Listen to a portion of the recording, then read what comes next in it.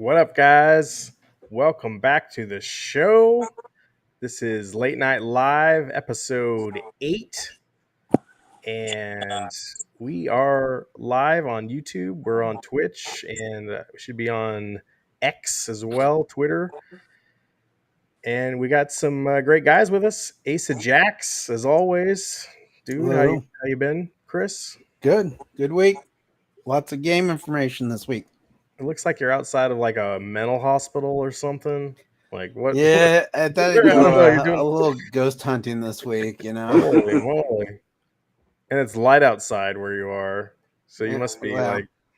I don't like to go during the world. night. It's scary at that point, so We got 8-bit gaming legend Dathan. What's up? It's been a long week. I'm training for a marathon, so my body's sore, but it is what it is. Nice. That's awesome. What can I ask? What marathon you're doing? Oh, it's just a half, just the Shamrock half. Okay. Cool. It sounds awesome. The idea sounds awesome, but when you're actually in it, it's not awesome. Do you have a target? Right. What's your target pace for this one? I don't know. I think as long as I can finish every half marathon under 2 hours, then I'll be satisfied. Sure. Yeah. Wow. That's awesome. Yeah. Back in the day, I used to run track and field and cross country. Right. So that's right. I know how that goes, but I haven't done any like marathons. But the one I hear everyone do is Hood to Coast. Yeah, that's pretty popular. Yeah, that'd be crazy. Well, good for you, man. Thank you. And then tonight we got a newbie. Everybody, this is Eric. Eric is one of my longtime buddies from high school. He was a year older than me. Still am. Yeah. Hopefully he still is. And like, I just remember Eric was he was like the super cool kid at school. Like he reminded me of the Fonz on like Happy Days. Like he had the leather jacket. He was always doing the cool stuff. Like he knew everybody and knew how to talk to everybody. I remember he used to do like swing dancing with all the pretty girls. He's the man about town. Everyone loved to be around him. Extremely intelligent. I don't know about that either. Really, what it was is I had an older brother. My brother was a senior when I was a freshman, so he introduced me around. That's really and he had the cool car that I inherited, and the leather jacket was his. Really, is mostly my brother got me in high school. I was just riding on his coattails. Hey, and whatever it did, it worked. So, but see now you get to go to a Transformers convention in Washington every year with me and Chris. So that's how cool I am now. At a high school gym. I mean, your stardom is skyrocketed. Yeah. CyberCon. Yes. 2024. Everybody go. Yep. Awesome. And then, so how did you guys meet, Dathan and Eric? How did you guys? This would have been late 2000, early 2001. I think that would have been around 2001ish, somewhere in there. Yeah, I applied to the Cheap Theater, as it was affectionately known. Yeah, Springfield, Oregon, the $1.50 theater. Yep. And Dathan was a manager there. So. Oh, okay. Yep, and the rest is history. And that's known him ever since. The movie theater. Yeah. The movie theater. Yeah. So when you were at U of O? Yeah, I was at U of O. I needed a summer job to help pay rent. So I do remember when you worked for the movie theater here in town. I went from that theater to the one in Salem. Yeah. So so Dathan was a manager there. Was he a good manager? He was intimidating. As I just remember meeting him and mostly just being intimidated because he seemed like so friggin' serious all the time. That's debatable. That was so debatable back then. Well, we learned it was just an act. Was he there?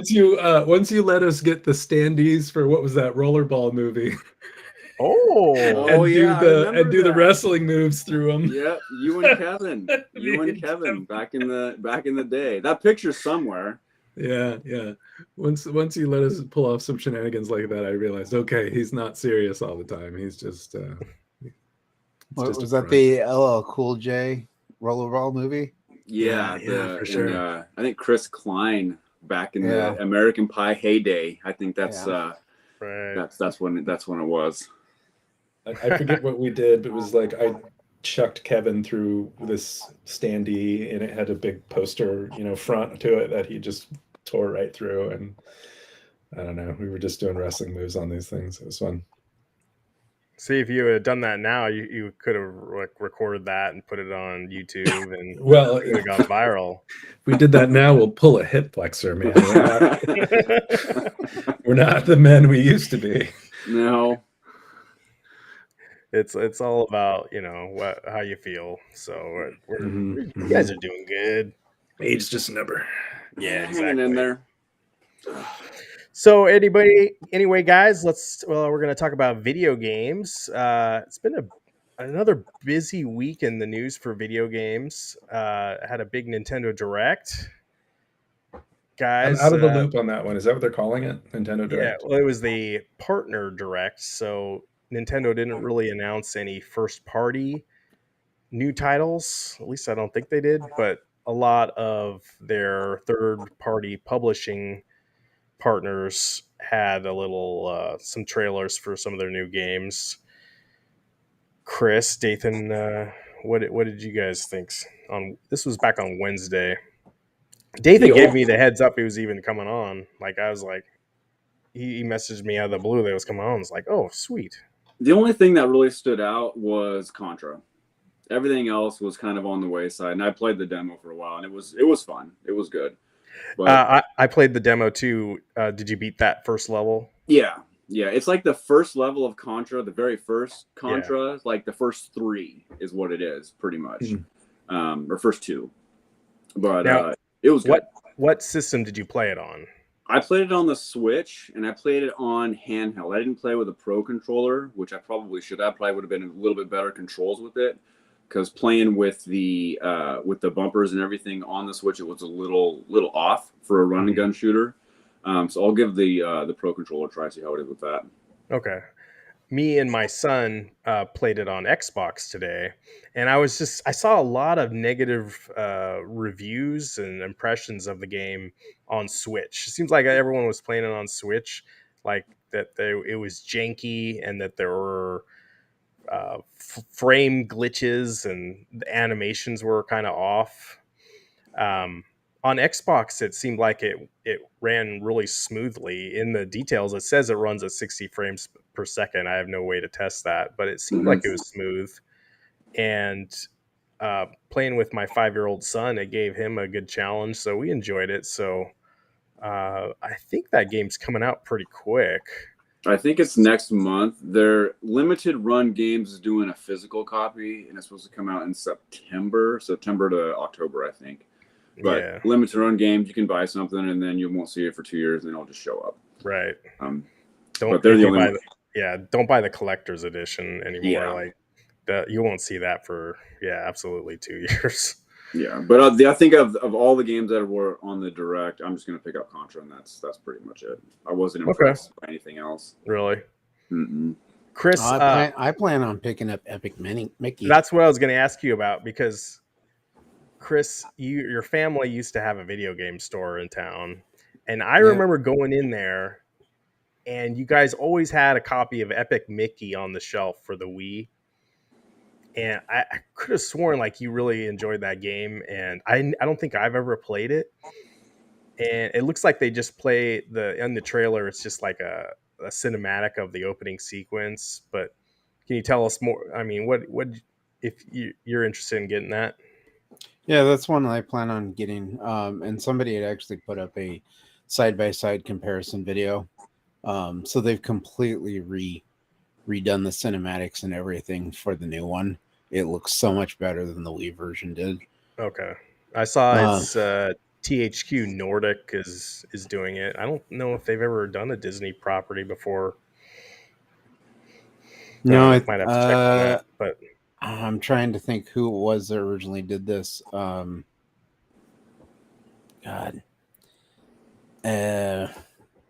Maybe it's not important. But I saw the game's $50. Is it worth $50? Yeah, and I don't it's know if coming to it's every worth. system. Is it I just don't know. is it just a remake or is it a whole new game? It's a remaster of A the remaster the of what I original one. So they've updated all the graphics. I don't know, because the original one was like motion control, so you use the Wii controller to actually do the actions. I'm sure they've probably had to change the way the controllers work and everything.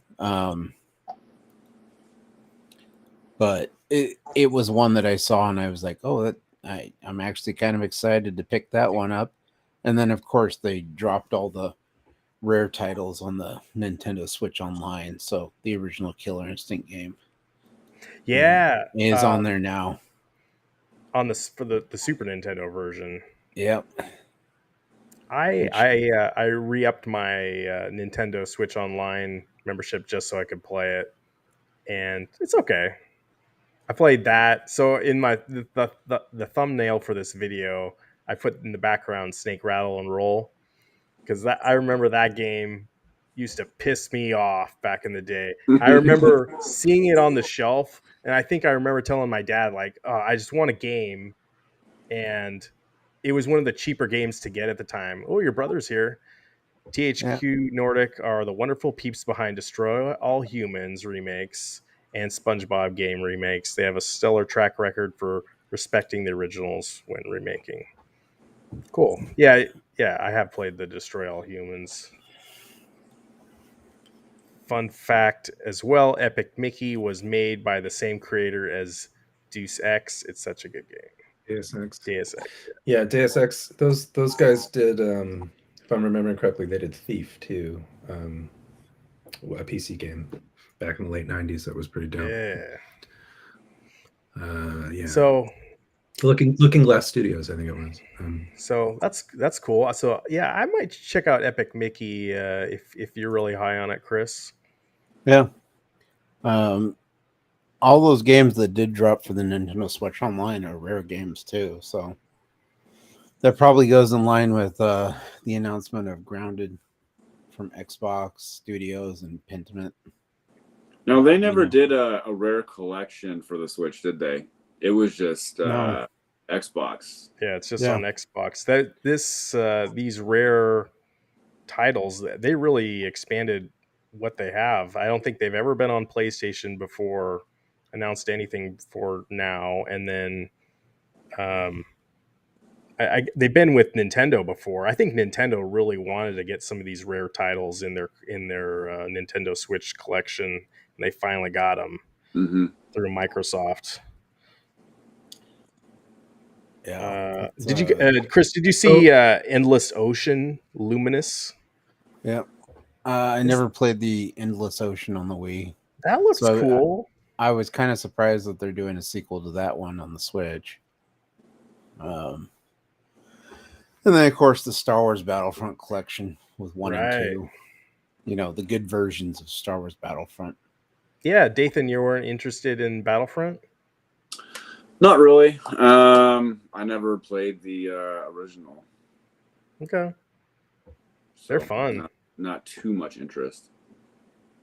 It sounds like it's going to be you'll be able to play between every system, and maybe the graphics are a little improved. I think they're, maybe a little blocky back in the day. When did the first one come out? 10 years ago? More than that? 15 years ago? The original one was on the PS2 and Xbox. Okay, so maybe even more than that, but so that would have been like 2005, 2003, somewhere around there. So I'll definitely want to check that out. And there's another Star Wars game coming out next week, Dark Forces Remaster. Night Dive Studios is doing that one, so love me some Dark Forces. The Star Wars game I really want them to do are the those games that came out on the GameCube. Rebel Assault, was it Rebel? No, not Rebel Assault. Rogue Squadron. Rogue Squadron. Rogue Squadron. Yeah, those games look great. I just picked up both of those recently. I haven't played them yet, but I'm looking forward to I it. think Yeah. Rogue Squadron was a launch title for the GameCube, I think, Right. if I remember right. It was so much fun to play back in the day. It looked really realistic back in the day, like you were going into the Death Star, like no doubt. Matter of fact, I just picked up the N64 version recently too. awesome. So. Nice. You got it in box. I think I got. Didn't I Yeah. get you a deal on that? Yeah, you found it for me. I was like, "This is what I want." And I was about to skip the booth that it was in, and you popped in there and found it, and then cut a deal with the guy. Wow, wheeling and dealing for Star Wars. Oh yeah, Dathan's my guy for that. I send him in. He's the negotiator. Wow. Man. Okay. Tell him you got a game you're looking for, and he'll get the job done. That's right. So I wanted to ask you guys about these Nintendo Direct releases. It sounds like they're cross-platform. I mean, what's are there any exclusives, or these are all just cross-platform games? I think They're yeah. Go ahead, Chris. it's the partner direct. So Nintendo puts out, I don't know how many of these a year, but they do their Nintendo Direct partner showcases. So all the third-party companies that have games that are coming out on their systems, and they may be coming out on other systems too. They'll kind of showcase. They just do quick, short clips of each game, so you can kind of get a sense of what's coming out. Yeah. And they had enough that this one was like 26 minutes long for all the stuff they had coming out. But I think there's some of these games that sometimes were exclusive to a Nintendo system at one time and aren't coming out on something else. But almost all of these are like other systems are going to see them too. The reason I'm asking is because it seems like even going as far back as like the Wii, right? Or the GameCube rather. If it was a port from another, or if it was a game that was available on multiple systems, it seemed like the GameCube version or the Wii version, or even the Switch version of these games that are multi-platform, it doesn't seem optimized for the Nintendo platform ever. You know what I mean? Yeah. Like it's always better to play it on the Xbox or PC or whatever. And I know that that's like Nintendo's MO is to give you kind of underpowered hardware that lasts a lot longer than other people's hardware and do more interesting things with it through accessories and whatnot.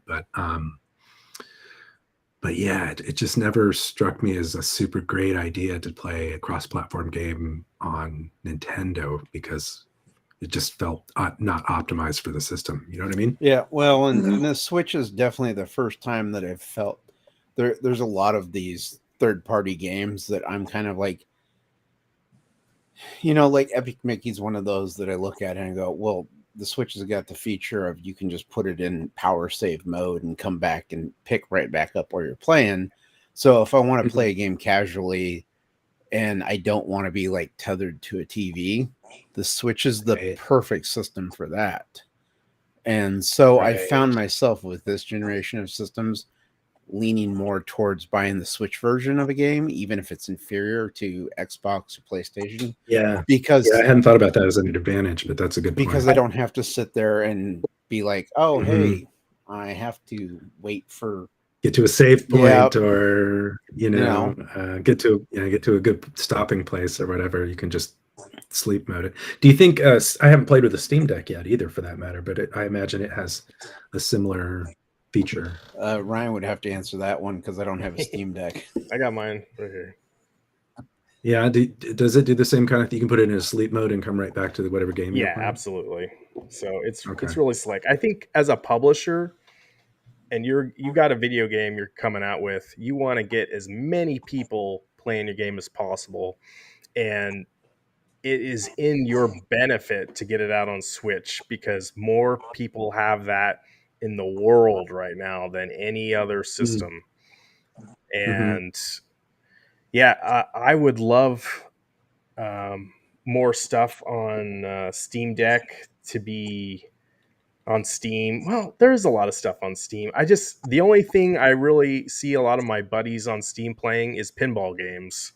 So that's what I've been mainly using it for. But uh, everyone, it seems like everyone's got a Nintendo Switch. So I think with a lot of these developers and these third-party games that are coming out, when I go to PAX, I see more games that are going to be available on PC and Steam than I do pretty much anything else.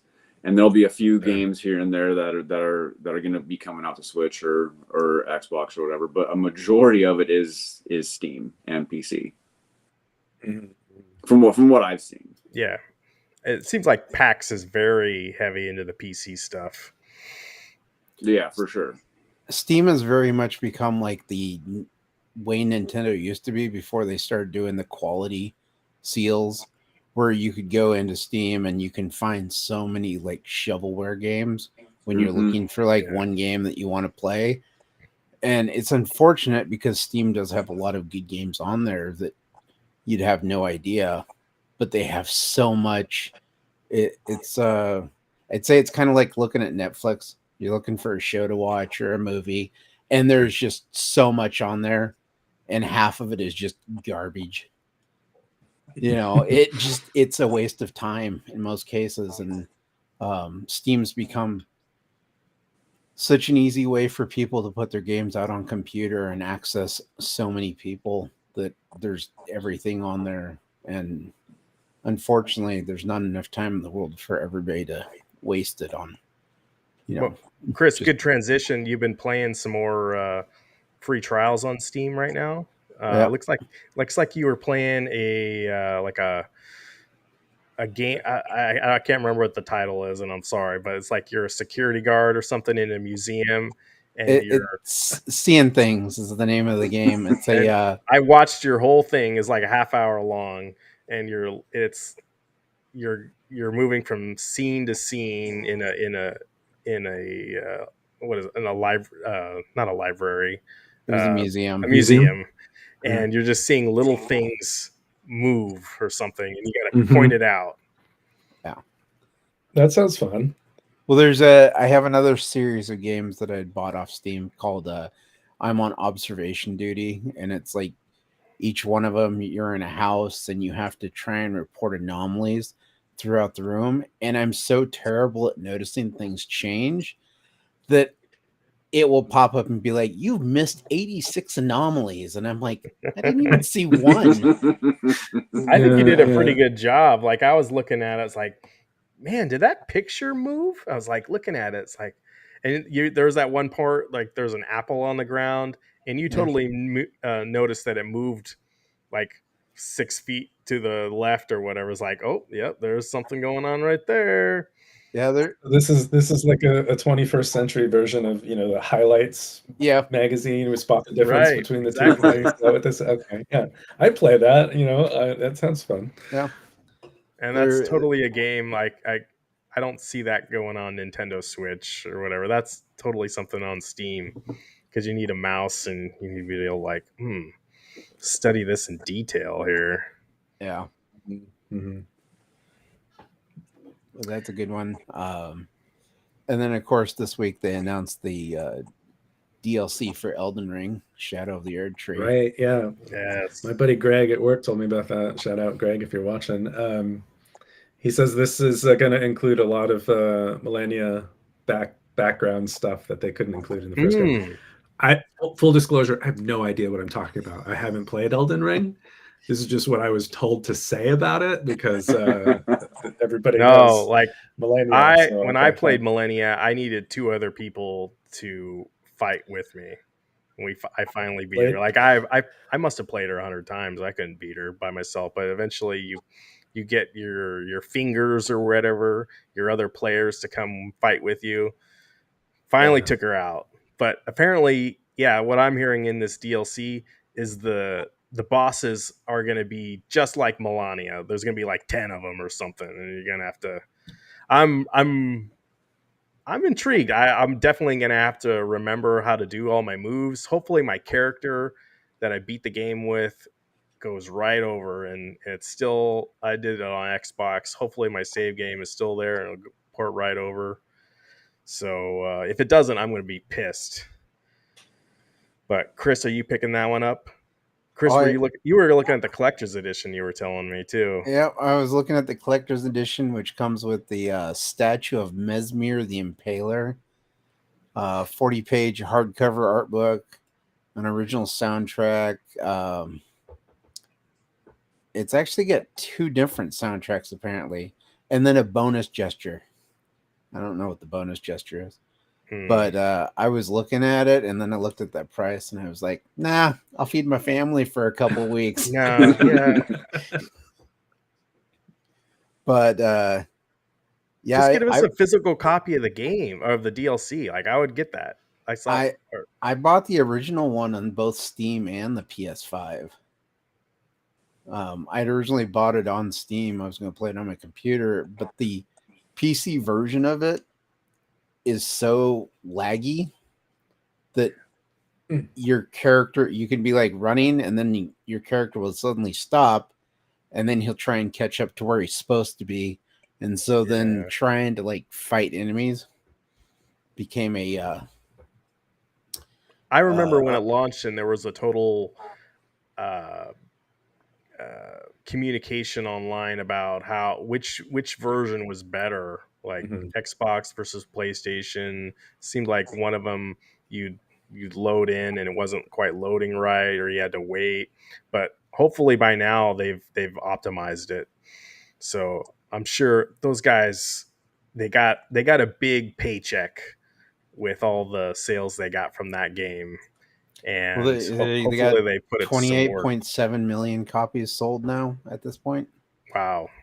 So, I mean, it's, as far as the Dark Souls series that From Software has put out, Elden Ring has been their most accessible version that they've had as far as getting people to play it and everything.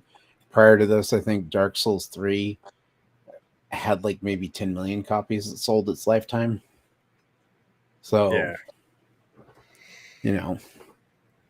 So that's cool. That's June, I believe. June 20th or something like that. So be a good summer. And I'm expecting too, Dathan, like that's going to be around the same time as NCAA football comes to console. I hope so. I'm like, every day there's something new on Twitter about it, that they're starting to get the players that are signing into the NIL thing, and so I'm sure by then we'll have a whole group of, you know, the players, and we'll know more. You get $600 and you get a free copy of the game if you're a player. So might as well sign in, man. Unless, I don't understand why you wouldn't. Maybe I should go try out for a college sport team now. You do pickleball? What are you gonna do?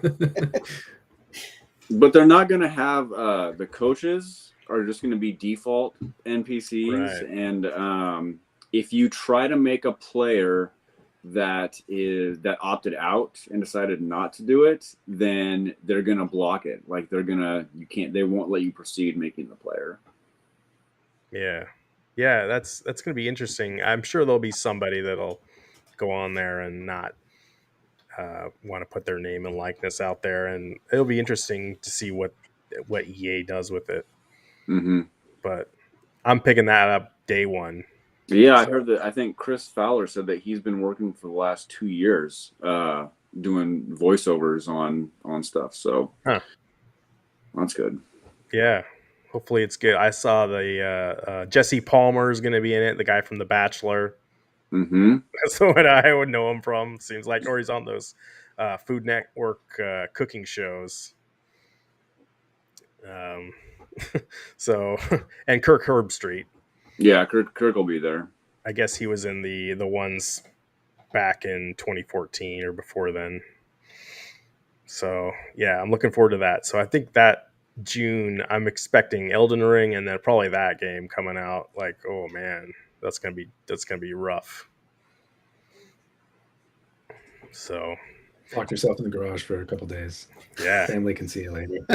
No, exactly. Yeah, like I don't have a family anymore. Just like I'll see my wife. I'll see you next month, honey. Yeah. Just live stream yourself. DoorDash, Grubhub, whatever you need. Well, yeah. If you like, I don't understand. That's just total sidebar, but there's like people on Twitch that do that. Like they're on Twitch all day. Like I don't know. Yeah, when do you have time to go to the bathroom? When do you have time to do things? I believe the I don't. phrase is touch grass, right? Go Right. outside. Absolutely. Bathroom. Who needs that? I mean, You games just are cut a fun, hole but- in your chair, put a I mean, bucket underneath. just watch the South Park, the World of Warcraft South Park. Oh, Where they're sitting there for 13 Still hours. relevant. Yeah. Yeah, that's so good. Yeah. No, I think the trick is you just get some of that those adult diapers. Depends, right, Chris? That's what you wear, right? yep, all the time. Like, yep, we're gonna beat Melania tonight. I'm not getting up. That's right. Chris has never known defeat. Nope, I haven't. Just because I put on cheats and make it so they can't hurt me. Oh, brother. Yep. It's easy mode. As you get older, you put on the diapers, go out there, and people don't question it. They're just like, yeah, he's got dementia. It's okay. It's fine. Well, again, the total sidebar, but like you see guys that have to stand outside for the ball dropping in New York City on New Year's Eve. That's what they do.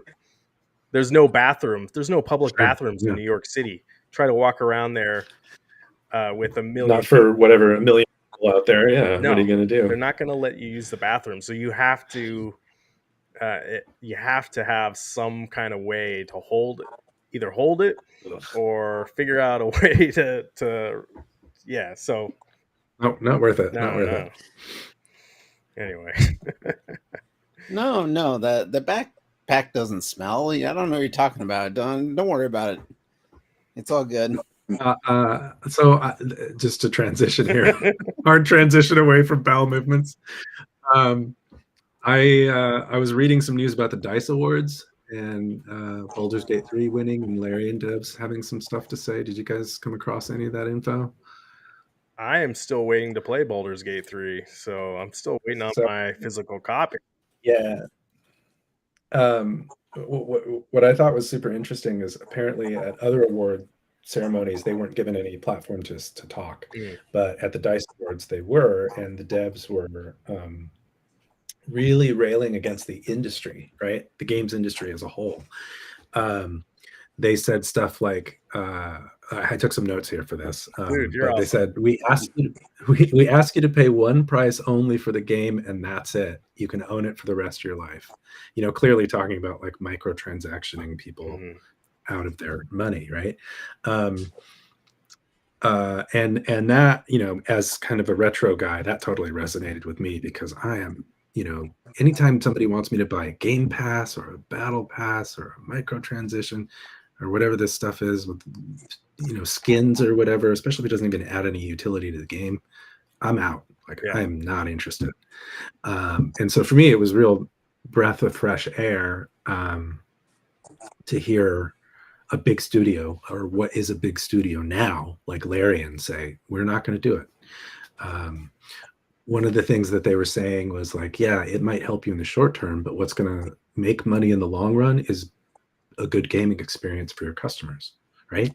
Make a good game, and in the long run, that'll get you money. Stop chasing this like short-term payoff. They're old school. That's the way. You're right. That's the way games used to be. And I guess one of the reasons they can do that, I heard, is they're still mostly a private company. Like Tencent, I think is the name, the Chinese company, has like a 30% share, but they can't really influence any of the decisions. So if the devs want to say this is the game we want to make, they're beholden to nobody but their own company. And so I think the financial structure of the company allows them to make those kinds of decisions, which is cool. And I think gamers like me we'll get back into big games again if that's the way it goes. Because I'm just not interested in paying $5 for a new gun or a new suit or whatever. But to that end, to kind of go off of what you're saying, say that these developers, they make a game and it is fantastic. It's done. It's fantastic. They sell 50 million copies and fans love it. 10 out of 10. Everyone's loving it. All this stuff. And then fans want more. They want, can you make something else on this game? Can you add a $10 map? Can you add something, a different island or something that we can go to continue the storyline? So would that be acceptable? Would that be okay? I mean, yeah, I'm not saying that there aren't trade-offs to the model of like, this is the game that we made, but in terms of adding on to the experience, 3 patch 4, I forget which one it was, but one of the more recent big patches did add on like a playable epilogue to the game that you could get like some more closure and storylines that the players felt like weren't wrapped up well enough in the original version of the game. So they did add a lot more playable experiences to the end of the game because players wanted it for free. They were like, oh, players want this. Here you go. No, granted, it wasn't, it was a few months after the initial release date, but, it's free. It's hard to complain about that. I'm no expert on where the line should be or, but for someone old school like me, it does feel like there's a prevalence of like predatory behavior on account of a lot of these companies to try and just squeeze kids in particular to just pay money, a lot of, over time, what would be a lot of money to these companies. Well, it's chasing the money for a lot of them. I mean, live services have gotten huge since Fortnite really took off, and you have a live service there in Fortnite. It's a free game. You can play it without ever paying any money, right? Or you can pay money, get skins and everything. Yeah, the free I've played it. It's fun. Sure. And it's because of the fact that it is a fun, well-made game. There is that sense of, oh, I want to see this continue, so let me go ahead and spend a little bit of money here and there to help it out. But other studios have looked at it. Most recently, Rocksteady with the Suicide Squad live service game. They charge you for it, and it's from everything I've seen, it's an awful game. I've heard, yeah. That game finally went down in price today. I saw it was like down to $56, down from 70. Like, oh, we're finally getting some traction here. Well, it had less than 100 people playing it on Steam the other day. Wow. So, for a big game there, and Warner Brothers came out and said that it did not hit the mark that they wanted. So it's like you're trying to chase. There's like this sense of, oh, we need to chase the money instead of looking over here and going, hey, let's make a good story. Let's make a good game. Let's focus on the things that people want and are willing to pay for.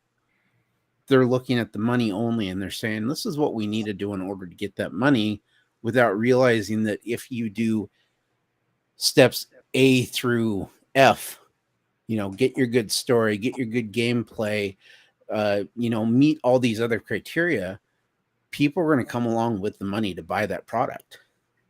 Sure. And I'm not trying to like say that I have all the answers, of course. And the development of games is a real complicated thing. Developers are expensive, servers are expensive, hosting, bandwidth for that many players is expensive. I understand that there are ongoing expenses that these companies need to cover. But in the case of a game like Baldur's Gate 3, there's not really a massively multiplayer aspect to it. So a lot of those reoccurring expenses that you might incur in a game like Fortnite aren't there anymore. And so I think in a game like Baldur's Gate 3, the justification to keep charging money over time is a lot less. And another thing that popped into my mind is I think gamers, even gamers of my age, I'm 44, even gamers of my age have kind of lost sight of how cheap games are now. If you look at like the old flyers for like Toys R Us in like the early 90s, right? And then do the adjustment for inflation for what they were charging for Nintendo games, like when the Nintendo first came out, or Super Nintendo games. Even back then, it was like $55 in like 1992 bucks, right? That's pretty friggin' expensive now.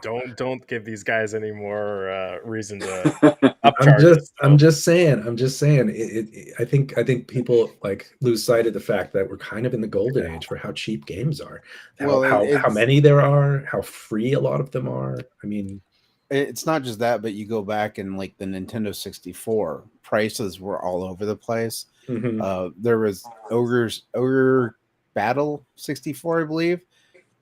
Toys R Us ad had it for $99, brand new. Wow. You know, so you look at that and you're like, wow, $99 brand new back in, that was 1997 probably, or 98. yeah. Yeah. And Jeez. then nowadays $70. Granted, there's not as many games out there nowadays that you can sit there and go, well, yeah, I'll pay $70 for this. It's worth it. But it also is it's kind of a ironic thing when you hear people saying, I paid $60 for this game and it gave me 20 hours of gameplay and content, and it just wasn't worth it. But right. But when you do the math, I paid $20 to go see this movie that was an hour and a half long, and it was absolute garbage, but I felt like I got my money's worth. And it's like, wait, how do you get your money's worth out of a garbagey film for an hour and a half, but yet 20 hours for $50? Right. You're like, right.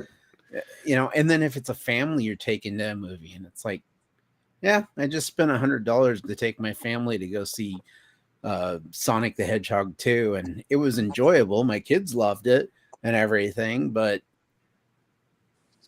they wanted this game over here for $60, Super Mario Brothers or Super Mario Party. I don't want to spend that on that, just because I'll get hours of entertainment out of it.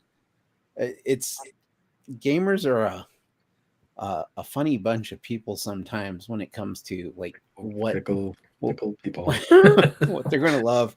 But I was going to say to your point about like back in the day, Diablo 2, when they put out their DLC, it came as a secondary expansion.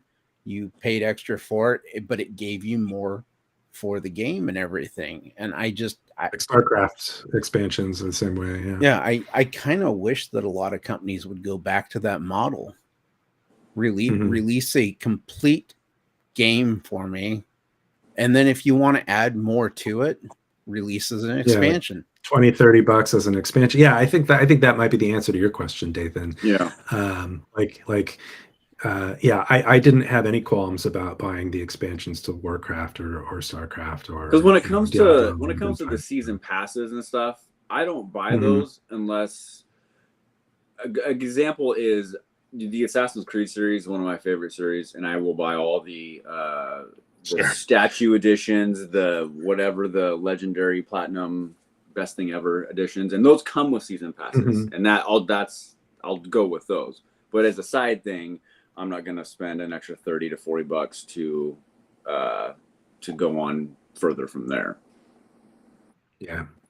What would be, I think, because I'm kind of a data nerd, what would be interesting for me to see is kind of how the economies of scale work here, because 40 years ago, the Atari was basically the only home system you could get, and not everybody had one, right? Because they were expensive and new, and video games were a new concept, and so the high price for those cartridges was kind of more understandable. It was a niche kind of product. But as gaming has become huge, everybody says that games make more than movies and music industry combined now. So now games is like a massive industry. So does that mean there are more players and the amount you charge can be less per copy and you can still get whatever revenue you need? Or is it that, like I was saying earlier, there's the diversity in the field is so wide now, so many different platforms and so many publishers, and you can publish direct to Steam, and there's so much competition now that the prices need to go up in order to recoup the cost. Like I don't know what the numbers, how it pencils out anymore in this like new era of gaming. But if anybody knows, I'd be curious. Yeah, we don't know those numbers really, but I think give these guys any excuse to up the price. I think they will, and gamers are going to bitch about it. I remember going back to Elder Scrolls. Like, did you guys buy that horse armor that was like $5? I was just going to bring that up. That was the very first DLC that ever came out for 360, and it was just this gold armor. Yeah, they went nuts over that, and it wasn't just that one. I think Elder Scrolls did other ones after that, but man, there was so much backlash after that, and now all these companies, they've gone nuts with it.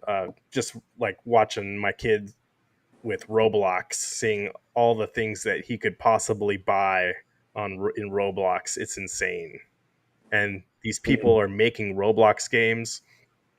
Every game's got some kind of hook where they want you to buy something, and that's how this new generation's looking at things. Like, I need that instant gratification. I need that clothing. Yeah, they were raised with these microtransactions, right? Yeah, and we're not. It's foreign to us. Yeah, it's foreign to us, but it's their air. That's what they swim in, right? And Eric, Eric had a question. I don't think I've ever asked you this, but you're talking about the Atari days. Were you one of the lucky ones to open up ET on Christmas Day? back in the day, were you one of the lucky ones? I was not, but my friend Jeremy was. Oh. And I remember going to his house to play it, and we could not figure out how to do anything. You had to read the instructions. That was the other problem. All the Atari games had instruction manuals. Like, now games don't have that. But in the there was instruction manual, it would tell you how to beat it. And we didn't get anywhere. It's not intuitive. No. Every video that I've ever seen, it's just like it just shows him falling in that center spot. You got to build. That's what I remember. The whole thing is you got to build his spaceship so he can leave. So you got to find his spaceship parts. We beat Adventure way faster than we got anywhere in ET. You know what I mean? And like, Adventure is not intuitive either. Adventure was probably the best game they ever made for Atari. Adventure was dope for sure. But best soundtrack, Journey. Yep. Journey soundtrack. Absolutely. Amazing. Yep. Best game, I really like Spider-Man was fun. I remember that being a lot of fun. That was the first Spider-Man game they ever made, was Atari 2600. Yeah, that one was fun. And River Raid. I don't know if you guys ever played River Raid. That game was dope too. Sorry, I'm going super retro on you. No, that's all good. But yeah, what Alacrane was saying, I'm not sure how to pronounce his name. David. It's Chris's. It's Alicrane is how he pronounces it. Okay. What Alicrane was saying about the attention economy now, there's more players, but now there's more studios too, and that's like the 10, and there's only so many hours in the day. That's a zero-sum game, right? There's 24 hours, and how these studios are eking by with the prices they're setting. I'd be super curious if anybody's done any studies to figure out what like the optimal price of a game is, and how many people you need to sell it to in order to justify a developer team of this size, for example.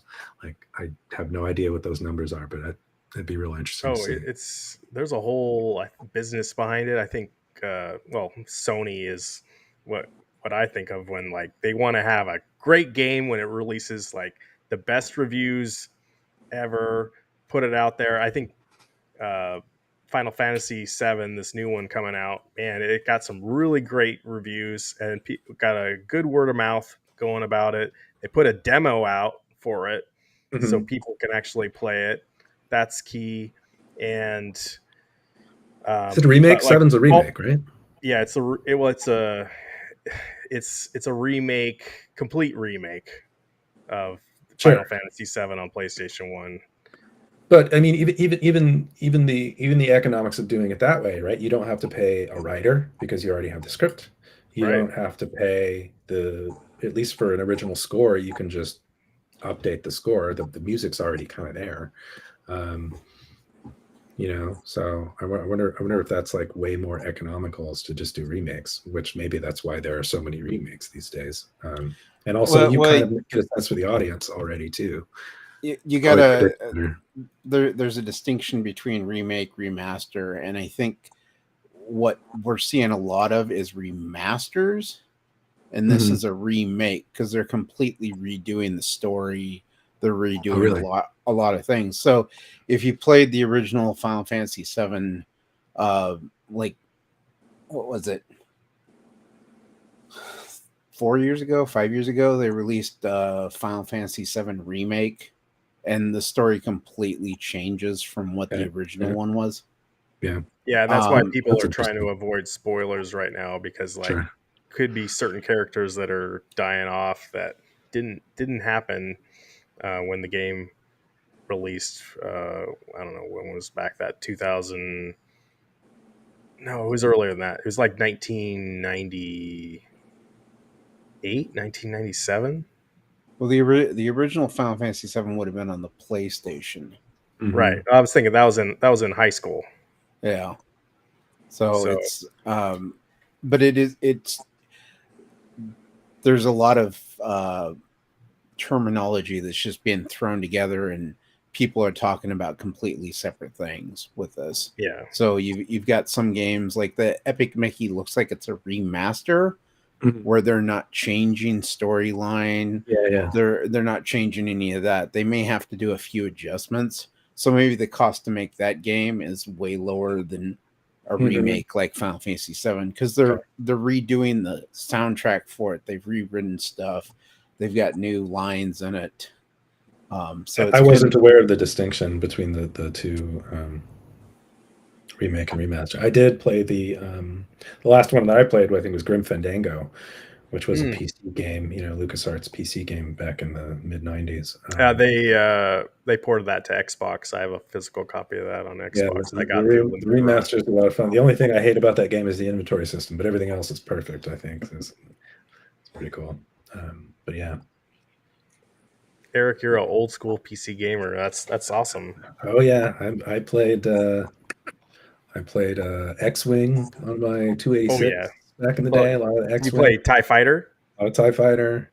Yeah. What about Wing Commander? Wing Commander was my first, probably space sim.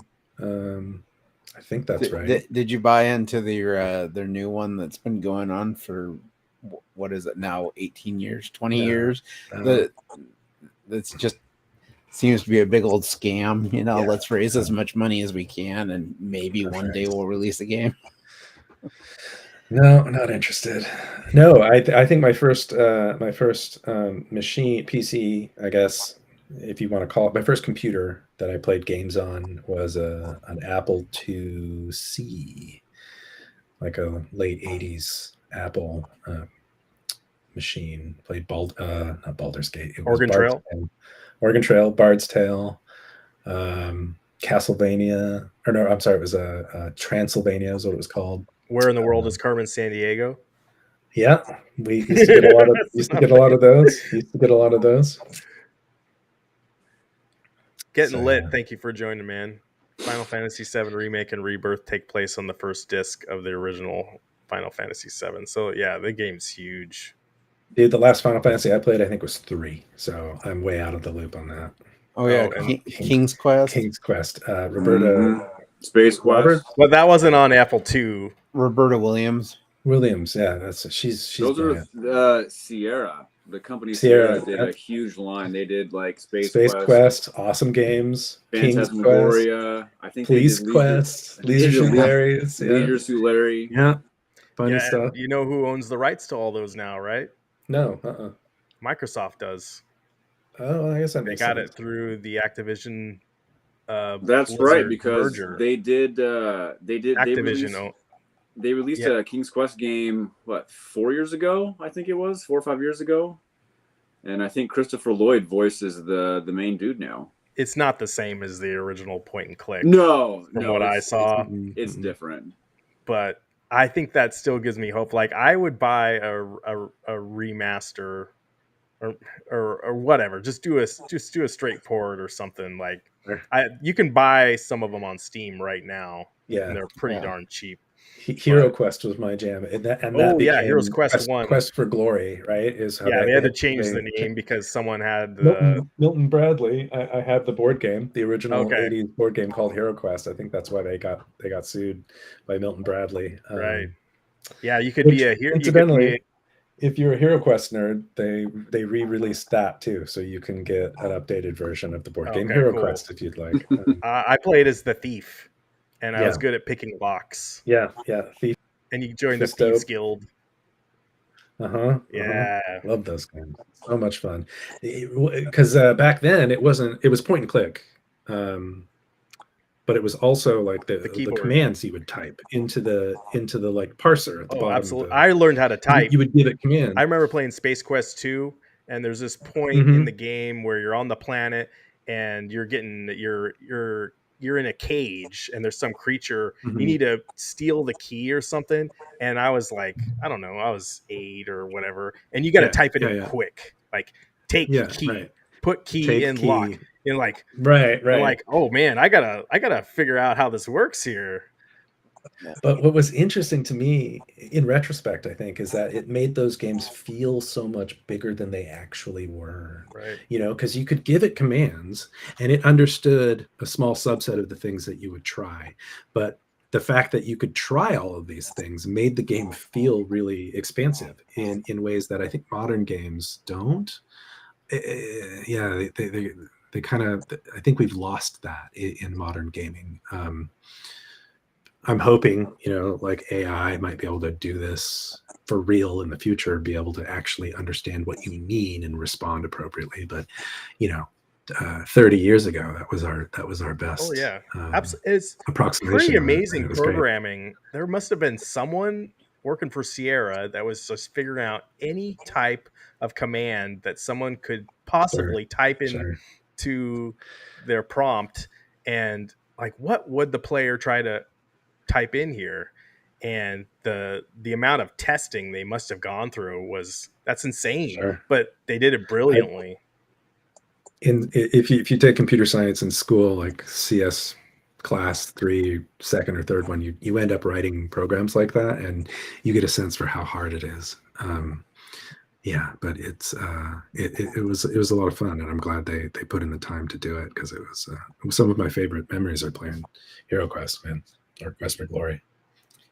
Well, there's Sons of the Forest on Steam that they've actually, I think it's the first one I've played that they've introduced AI, so you can get like NPCs in the game and you use the AI to like tell them to do things.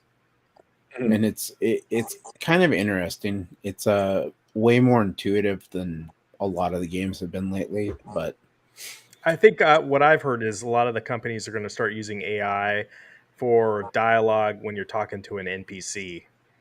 And you could have like a huge open world, and you have thousands of non-playable characters you can just go up to. And like a game like Baldur's Gate 3, you have different dialogue options. You could go down completely different tangents, and you could have AI do a lot of that work for you as a programmer. That sounds really appealing. And not only that, you could possibly save on expensive labor to get a AAA game like that to come out, and you could maybe get a game like that to come out quicker. So Sons of the Forest is 95% on Steam right now, positive rating. So it seems to be being really well reviewed. Yeah, it's taken a lot from the Forest and improved it. But I was going to say that's the NPC choices in Baldur's Gate 3. That's the reason I have yet to beat the first chapter in it. Is because every time I make a choice, I'm like, I really wanted to see what would have happened today. What happens? So Yeah. I saved the game beforehand, and then I go back and I'm Sure. like, Sure. and then I look at it and I'm like, well, I've put They don't want 35 you to play like hours. that. I've played 35 hours in this game right now, but I've gotten maybe 5 minutes Nowhere. into it. Yeah, no, yeah, but that's really one of the things I really appreciate about Baldur's Gate 3 is it did capture the sense that you are making trade-offs, like you do in a real role-playing game, because I played Dungeons and Dragons and have for years and years and years. And that's to me one of the appealing things about the pen and paper version of the game is like, oh, wait a second, do we believe this person and free her from jail, or is she lying to us and we tell the king what she just told, and you have to make these trade-offs, and you can't go back in time, and there's no save state, right? Yeah. There's no save state in your life, Chris. Right. Right. Yeah. There is. And so the stakes feel so much higher when you're playing pen and paper. And that's one of the things I did like about Baldur's Gate 3 is that it gave you a sense that, if you make this decision, you won't be able to go and change it unless you do the save scumming, which, I did several times myself, but save scumming. Not above it. That's what that's called. Yeah. Chris, you're a save scummer. I am. See, my first system that I remember playing was the Commodore 64, my uncle's, and it was he had Gremlins. Oh, nice. I never played that one, but that's cool. And so it was the first experience I remember playing a system. So it's definitely one of those old games that when people are like, I play on PC. Well, yeah, I played Commodore 64. I played the right. You had to know the commands to like boot up the thing from the drive, and you couldn't just plug and play. I remember the sound chip being superior on the 64 relative to what I had at the time, that Apple II. The sound just sounded much better on a 64, even though it was a cheaper bit of hardware, but amazing machines. Yeah. It's been an hour, guys. Dude, Eric, thank you so much. You bring a wealth of knowledge. Maybe we even missed this flew by. Yeah, there's a bunch of stuff that I didn't even get to talk to about. Let me just plug this real quick because it's one of my favorite games. Free Stars, the Urquan Masters, is on Steam. Used to be called Star Control 2. Circa 1993. You don't need to play Star Control 1 in order to have any idea about what's going on there. I think it's Windows only platform right now, but one of my favorite games. Difficult, but definitely old school, but very fun. If you guys get a chance, check that out. Yeah, Star Control. I definitely remember playing Star Control 1. Yeah, it was on the Genesis. They had it. I ported it to the Genesis. I played it on PC myself, but Star Control, that was fun. It's like a early 90s version of Space War, which I think was the first video game ever made for the CDC-7, I think it was. If I'm remembering my history right. I'm going to have to go look up video of that one because I guarantee you I played that. I mean, the box art is fantastic. It is pretty good. Yeah, it's a fun game. I mean, you have to get into it, but once you get over the learning curve, it's really fun. That's another game that feels really big. Like the space exploration in that game feels daunting, which is for early 90s, I think it was just a engineering feat. It's pretty cool. This was great. I love talking about this. Dathan, I know you're the 8-bit gaming legend, so you're on Nintendo, but do you have any final thoughts for tonight? No, it was great having Eric on here. He can take my place the next couple weeks because I'll be MIA. I am irreplaceable, so just remember that, and I am coming. You can always check in. We can check in. I'll be in the chat. I might jump in on the chat and jump in. Yeah, that'd be great. Say a few things. But yeah, it's good having you here. It's a good show. Take some video.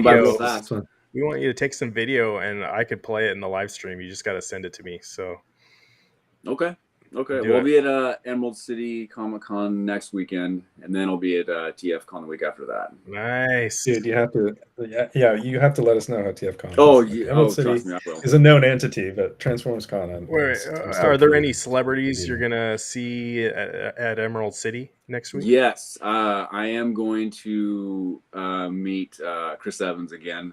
I'm gonna have him sign my Mjolnir hammer. If they let me take, nice. I'm hoping they let me take it in because it's like a legit like weapon, like heavy hammer. So, but it's just a prop, so hopefully it's fine. But I got to back up. You get arrested. Yeah, they won't let me get past the metal detectors. But yeah, that he's the only one. I think there's a lot of Lord of the Rings cast is there. And side note, I know we're running over here, but I did not know what Critical Role was until September. And when we went to Rose City Comic Con, and I saw this mob of people going the opposite direction where we were going, and apparently it was the Critical Role panel, and no idea what it was. But I guess they're all going to be at Emerald City, and everything for them sold out just like super quick. Wow. Yeah, they're huge. Yeah. No idea. Are you a comic book guy? Yes. Jason? Mm-hmm. Okay. Yep. Okay. Cool. I have a collection too that I'm hiding, but that's a whole nother rabbit hole, I guess. And Chris and I used to collect comic books too. I got him into Spider-Man and Chris. Nice. I know it's not video games, but I don't have my collection anymore. I sold it. What'd you do with your collection? I sold it. You sold it? Yeah. Nice. It would just became one of those things where we were constantly moving places. Yeah. So I had to sell my DVD collection. I had over 900 movies. He had a huge collection. Yeah. Sold my comic books, had to sell all my books because, got to the point where I had like 20 boxes filled with books. They were always heavy to move. And so I bought a Kindle, kind of did that. And Oh, we lost him. Oh, no. He's gone. Wife cut him out. Yeah, well, it's nice having you, Chris. We'll get him back. But anyway, yeah, I've got like 2 boxes of comics, so I still have mine from back in like middle school or whatever. Yeah. But it's not too much of a burden. But after I can imagine hauling 10 times as many boxes would be no thanks. Sure. What happened? Apparently, I was talking about something the internet didn't like. Didn't like it. Yeah. Russians took you out, man. Yeah, censored. But yeah, I miss my old school like book collection. There's something about reading a actual physical book over the Kindle. Sure, the graininess of the paper and like the faded ink prints and stuff. Yeah, it's not can't be. Yeah, so I don't have any of that anymore. I was gonna mention I just saw this. Sony's being faced with a $7.9 billion lawsuit over price gouging. They just went ahead and I guess that's in Europe, isn't it? It might be. I mean, I think that's where I saw that. Yeah, it was filed by an Alex Neal, but I guess this morning they went ahead and the courts decided they're going to proceed with the case. So, I think I saw that. That's in the EU. So, yeah. Well, let's keep an eye on that. I'm all about keeping track on video game news, so that's huge. Yeah. So there's that. But Chris, do you have any final thoughts for tonight? Anything you want to plug? Let's plug your YouTube channel again. You can find me at ASOJax on YouTube. I put up movie reviews and video games once a week. He sees every movie, Eric. And then of course I've got useless videos I'll put up there too. So nice. Let's talk Dune. I got tickets for Dune on Sunday. I'm gonna reread the book before I go see the second part.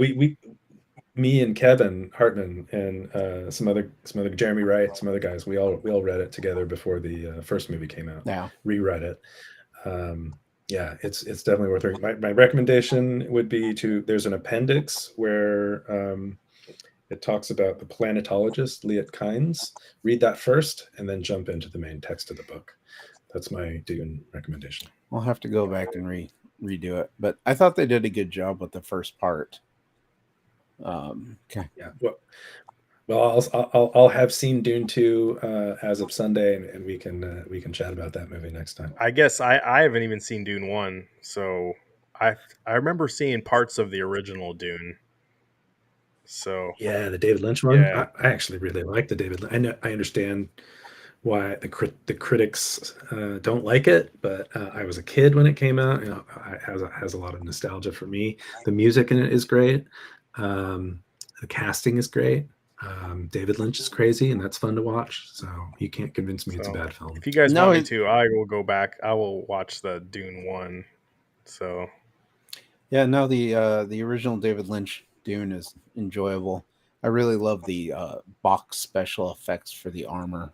Yeah, the shield tech for sure. Back in the day, that's entertaining. I want to pick up the documentary on Jodorowsky's Dune, though. Jodorowsky, yeah. I never saw that documentary, but I do want to see it because I think his idea was to cast Salvador Dali. Yes. And, just David Bowie was going to be Fade Rotha. Yeah, so pretty cool casting, and art direction looked amazing for that.